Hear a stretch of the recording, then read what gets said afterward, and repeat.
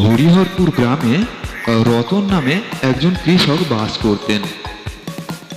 রতন সারাটা দিন মাঠে খাটাখাটুনি পরিশ্রম করে যে যৎসামান্য উপার্জন করতেন তাতে তার কোনো রকমেই সংসার চলে যেত।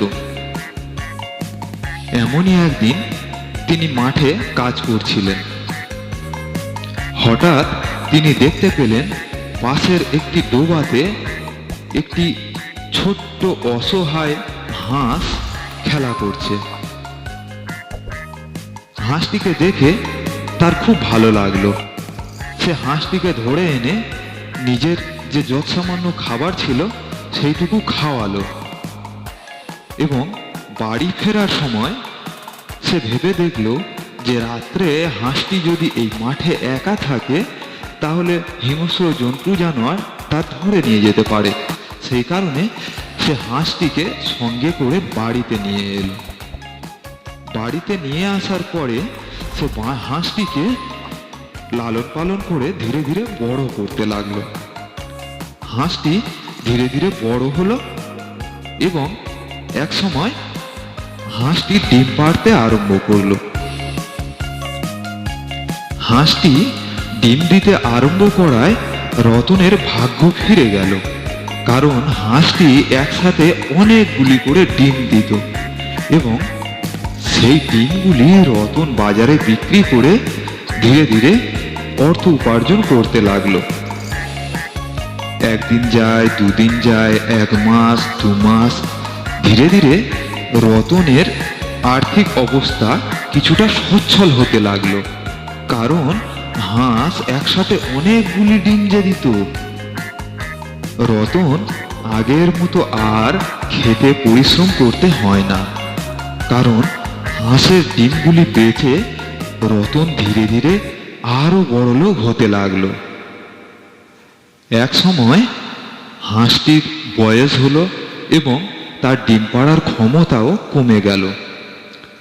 তখন রতন একদিন মনে মনে ভাবল যে এই হাঁসটি আমাকে অনেক ডিম দিয়েছে, অনেক উপকার করেছে, আমি এর উপকারের ঋণ কখনো ভুলবো না।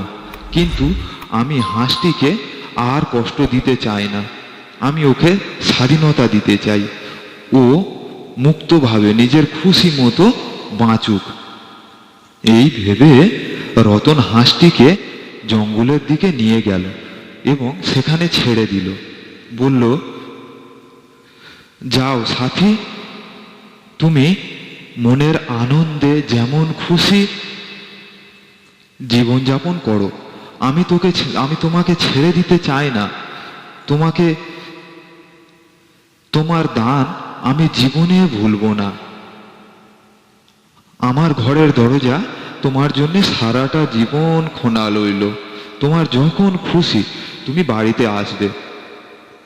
এই বলে রতন কাঁদতে লাগলো। তার চোখের দিকে তাকিয়ে হাঁসটিও কাঁদতে লাগলো।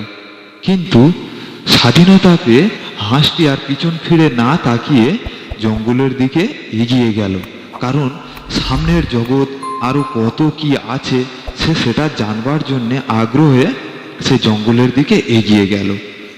সে ধীরে ধীরে গভীর জঙ্গলের দিকে গেল। এক সময় জঙ্গলের ভিতরে যেতে যেতে অন্ধকার নেমে এলো।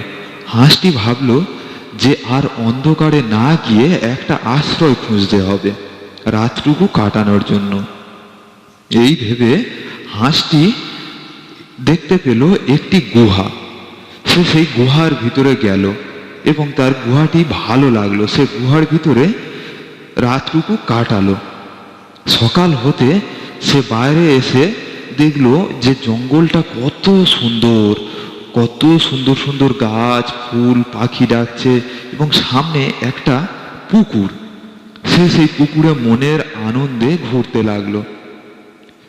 সে সারাটা দিন জঙ্গলে পুকুরে ঘুরে বেড়ায় এবং সন্ধে হওয়ার আগে আবার সে গুহায় ঢুকে যায়। এইভাবে তার কিছুদিন বেশ আনন্দে কাটছিল। হঠাৎ একদিন সে গুহার ভিতরে বসে আছে, এমন সময় শুনতে পেল বাইরে কিসের আওয়াজ। সে গুহার সামনে এসে দেখলো একটা শিয়াল গুহার দিকে আসছে। তার খুব ভয় করছিল, কিন্তু সে মনে সাহস রেখে বলল, একটা শিয়ালে তো আমার খিদে মিটবে না। আমার তো দুটো বাঘ হলে তবে খিদে মেটে, আর এই একটা শিয়ালে কি হবে?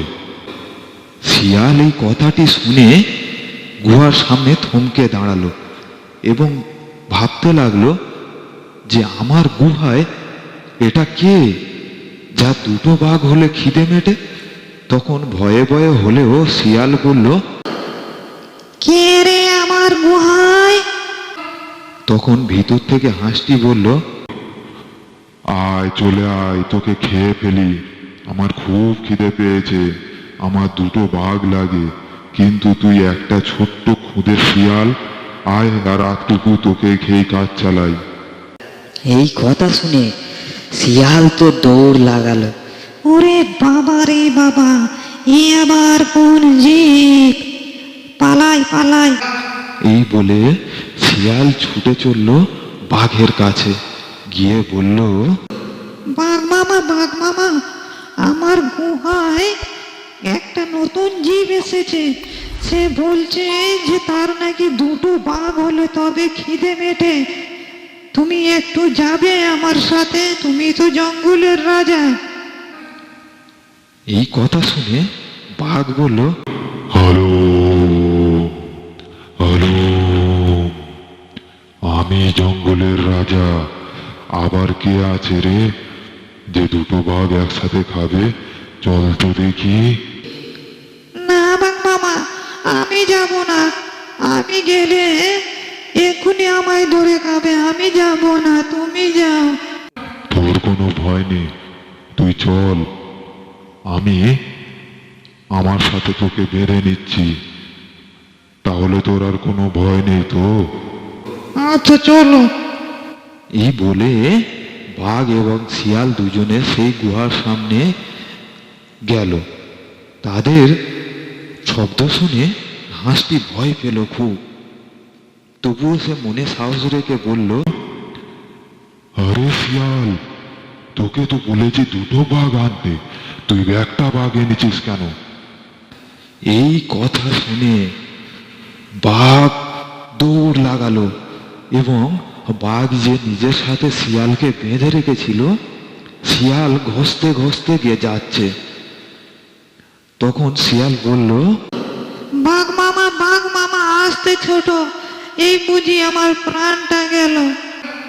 এই কথা শুনে বাঘ ভাবলো যে শিয়াল বলছে আমার পিছনে আসছে, বাঘ মামা আরো জোরে দৌড়াও। এই ভেবে বাঘ আরো জোরে দৌড়াতে লাগলো এবং ঘষানি খেয়ে খেয়ে শিয়ালের প্রাণটা বেরিয়ে গেল। প্রিয় বন্ধুরা, গল্পটি কেমন লাগলো প্লিজ কমেন্ট করে জানাবেন। আর গল্পটি ভালো লাগলে প্লিজ একটা লাইক দিয়ে চ্যানেলটিকে সাবস্ক্রাইব করে দেবেন, তাহলে আমরা প্রতিদিন আপনাদেরকে একটা নতুন নতুন গল্প শোনাতে পারবো। আর ভিডিওটি শেষ পর্যন্ত দেখার জন্য আপনাদেরকে অসংখ্য ধন্যবাদ রইল।